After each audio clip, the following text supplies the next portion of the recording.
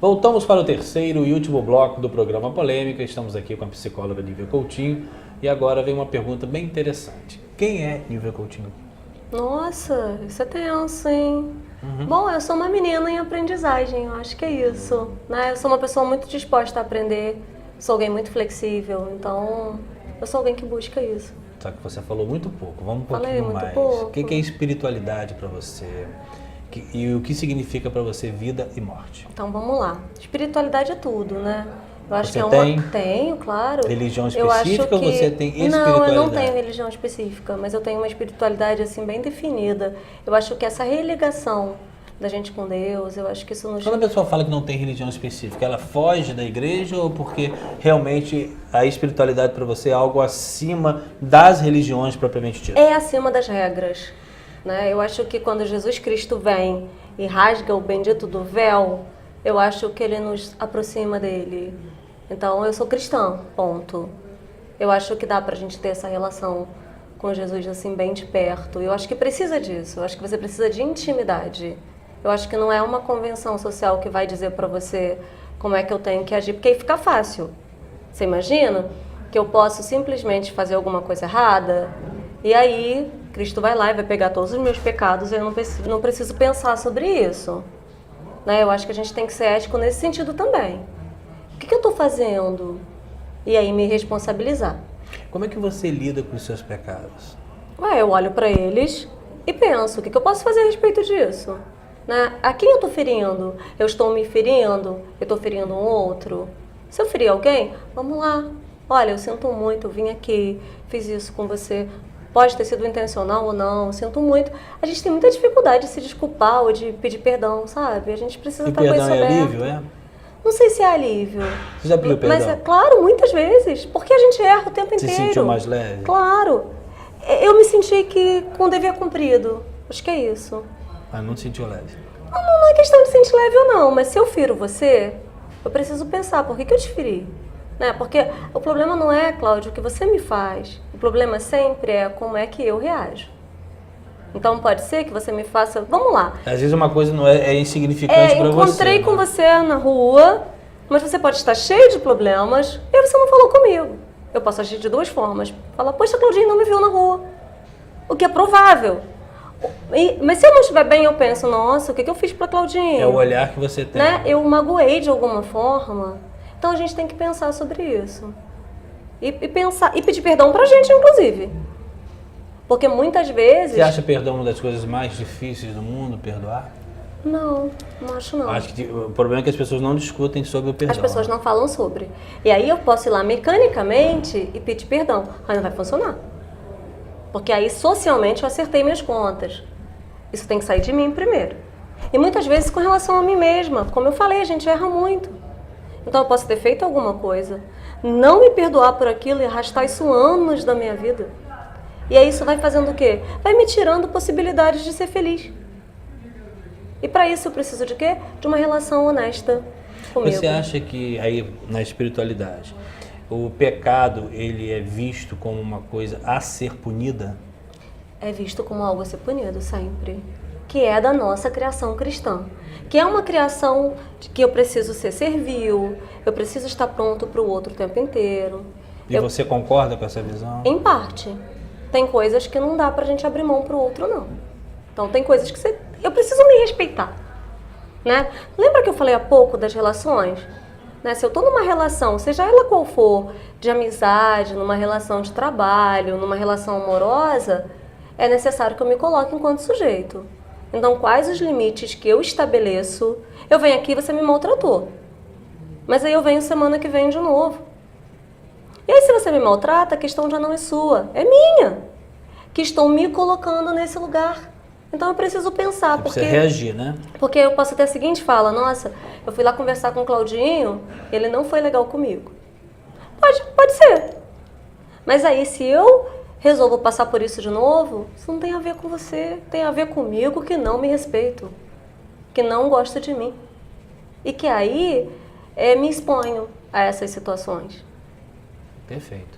E vida e morte, qual é a concepção que você tem disso? Então, as pessoas voltam, as pessoas se encontram, acaba simplesmente embaixo da terra? O que você tem de vida após a morte na sua concepção, na sua cabeça? Então, com a minha criação cristã e como eu tenho esse lado bem desenvolvido, eu acredito em vida após a morte, sim. Né? Eu acredito. Mas eu penso no seguinte, a vida que eu tenho é essa agora. Então, eu sou uma pessoa apaixonada pela vida. Isso aí, Então, fome de viver. eu tenho muita fome de viver. Então, qual a melhor forma de viver essa vida? Né? Quem são as pessoas que eu quero perto de mim? O que eu estou fazendo da minha vida? Isso é pensado o tempo inteiro. Porque morte, para mim, eu não vejo como uma coisa ruim. Pelo contrário. Quando eu penso em morte, eu penso justamente isso. Se no dia que eu nasci, eu comecei a envelhecer, eu comecei a morrer, porque é simples assim. Eu nasci, minhas células começam a envelhecer e começam a morrer. Eu estou vivendo a vida que eu gostaria de viver, porque eu posso morrer amanhã. A gente não domina isso. A gente pode sair daqui e acontecer algo. Então, qual a qualidade da minha vida? Ou então, é muito comum você pegar no leito de morte, as pesquisas sobre luto trazem muito isso, e aí você pergunta para as pessoas, né? O que eu posso fazer para você? Posso te ajudar de alguma forma? Aquele que está no leito. E geralmente essas pessoas têm acertos para fazer. Então, tem um filho que porque teve um problema mínimo, a pessoa se afastou. Tem um amigo muito querido. Aquela pessoa foi apaixonada a vida inteira por alguém e não teve coragem de falar. E aí chega nessa época, quando você vai conversar com essas pessoas, não tem a ver com dinheiro, não tem a ver muitas vezes com trabalho. É o reconhecimento do fim, né? E aí a pessoa para e pensa e fala, nossa, mas eu trabalhei tanto, sabe? Doutor, olha, eu trabalhei o tempo inteiro, eu não passei tempo com fulano, eu não fiquei com ciclano, eu gostaria tanto de ter visto minha irmã. A gente sonhou, uma vez eu atendi uma pessoa, que o sonho do filho da pessoa que faleceu era ir a Barretos. Era uma pessoa que tinha uma condição social muito grande. E o menino não foi a Barretos, porque trabalhava o tempo inteiro. E a frustração daquela mãe era o filho não ter realizado esse sonho. Então a gente volta naquilo. Qual a qualidade de vida que eu estou vivendo? E mais, eu estou expressando meu amor para o outro? Porque se eu amo você, eu preciso te dizer. E mais, preciso estar com você. E aí eu não vou estar no celular porque eu amo você, eu quero estar com você. Eu quero ir ao cinema com você, eu quero andar na pracinha com você. Eu quero ficar em casa com você porque eu amo você.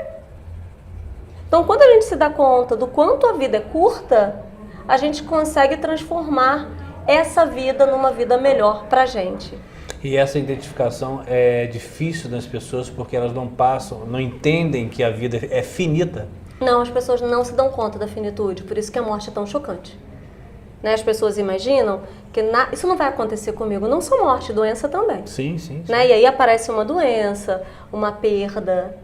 E aí eu falo, e agora? O que eu faço? E muitas vezes as pessoas se dão conta que até aquele momento nem sequer tinham vivido suas vidas.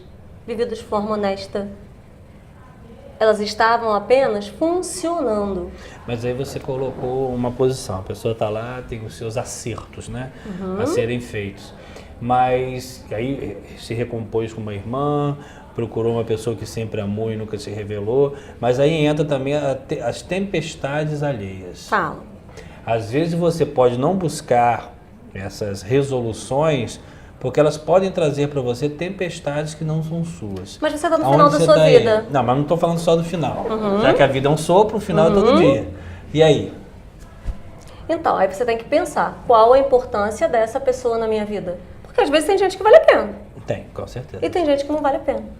Eu não preciso manter na minha vida quem de alguma forma é tóxico para mim. E aí voltamos à nossa criação cristã de novo. Mas é difícil a gente dizer isso. Só que tem pessoas que têm prazo de validade. Tem gente ruim, como é o caso daquele rapaz que você me falou há pouco, que disse que não se arrependia de ter matado ninguém. Sim, com certeza. Por que é que eu vou manter na minha vida alguém que só me maltrata, que só me faz mal, alguém que de alguma forma está sempre tentando me passar a perna? A responsabilidade de manter essa pessoa na minha vida é totalmente minha. E aí, eu tenho que pensar qual a relação de estima que eu tenho comigo. Porque se eu gosto de mim, eu não tenho por que trazer esse tipo de gente para estar perto. Porque eu vou estar me fazendo mal. Agora, se eu não tenho uma boa relação de estima comigo, se eu estou mal, triste, deprimida, Como é que eu percebo? Pelas minhas escolhas. Eu vou escolher gente que vai me maltratar, gente que vai marcar comigo e vai furar. Ou pessoa inferior a você, porque você possa sobressair, isso Aí acontece muito tem a ver também. com insegurança também, né? Porque se eu preciso maltratar alguém para de alguma forma eu me sentir bem, é porque eu estou inseguro. Essa estima está muito baixa e, além disso, eu ainda estou muito insegura. Existe a autoestima ou a baixa estima, ela é fruto do meio ou ela é genético? Ela é nossa, ela é desenvolvida na infância. Só que aí, muitas vezes, como é que ela é desenvolvida, né? Então, por exemplo, eu sempre fui péssima de qualquer... Eu não tenho inteligência sinestésica nenhuma. E meu filho herdou isso de mim, coitado. Então, eu nunca soube jogar futebol. Na minha época tinha pique-bandeira, queimado. Mas eu era péssima. Então, você imagina que se eu chegasse à minha casa e a minha mãe me dissesse, não, você é ótima. Eu vou criando uma fantasia de que eu sou boa e as pessoas são ruins. Porque, na verdade, quem é ruim é a professora, que não vai me escalar nunca. São os amiguinhos que não me deixam A culpa é de terceiros. participar. Exatamente, eu vou terceirizar essa culpa. Como é que a gente trabalha isso nos nossos filhos? Dizendo, olha, filha, você não é boa disso, mas olha só, você é boa em inúmeras outras coisas. E as pessoas não são iguais. Então, a gente vai desenvolvendo no filho uma autoestima realista. Mas, infelizmente, às vezes, você tem pais que não vão prestar muita atenção em você. São relapsos. Você pode ter pais violentos, você pode ter um dos pais que não se deu muito bem com você. Não tem uma estrutura quando você fala em humano, não tem isso de dizer, ai, eu tenho uma casa perfeita. E que bom quem é privilegiado e tem pais maravilhosos, né? Eu acho que isso não tem preço. Mas se isso não foi construído na minha infância e se isso traz problemas para mim hoje, eu posso construir isso. E o consultório é um dos lugares onde isso é construído. Porque eu vou poder olhar para mim, como eu falei, e ver, olha, eu tenho essa fragilidade. Mas quando eu me conecto comigo, Cláudia, eu consigo me conectar com você. Por que as pessoas se conhecem intimamente tão pouco? Porque é duro. Né? É muito mais fácil eu fantasiar do que eu lidar com as minhas questões. Pode ser, por exemplo, que eu seja uma pessoa impulsiva. Já sou. E aí, eu não sei lidar com aquilo. Mas se eu sei que eu sou impulsiva, e aí acontece algo que me magoa, me machuca, eu vou pensar 2 vezes antes de tomar uma posição. Porque eu sei que eu sou impulsiva. Perfeito. Nil, vamos falar um pouquinho agora de um ponto que eu acho importante, eu acho que é até pouco abordado. A organização financeira e como você consegue incutir isso nos seus filhos desde o começo. Porque eu vejo muito sofrimento por questões econômicas, não porque as pessoas ganham até pouco, elas não conseguem equacionar. E aí entra muito a questão do relacionamento do casal também. Às vezes o cara é econômico ou vice-versa e a mulher não é, ou o homem não é, e aquilo sempre traz vamos dizer, um conflito interno e os filhos acostumam com o que ele vê ali dentro. Se tem gente falando em casa que está economizando, eu acho que fatalmente ele vai pensar nisso. Se vê aquela coisa desenfreada de gasto, eu acho que a tendência também é essa. Como trabalhar as crianças nisso? Que infelizmente, na minha opinião, a escola deveria fazer e não faz. Então, muitos fatores têm que ser pensados aí. Primeira coisa, entre o casal, precisa acontecer diálogo e honestidade. Né? Porque olha só, se tem alguém ali, né, eu não posso cristalizar em nenhuma das posições. Sim. Então, se tem alguém que consome excessivamente, tem algo errado aí. Porque quando as pessoas consomem excessivamente, elas deixam de ser quem elas são para virarem aquela coisa que elas estão consumindo. Só que aquele prazer de consumir vai passar, porque ele é rápido. Então eu quero muito algo, quero, não estou bem comigo, comprei aquele algo, vou ficar feliz 2 minutos. A partir do momento que aquilo é meu, imediatamente eu vou direcionar o meu desejo para uma outra coisa, porque eu não estou bem comigo. Porque eu deixo de ser Nilvia a pessoa, viro Nilvia uma blusa verde.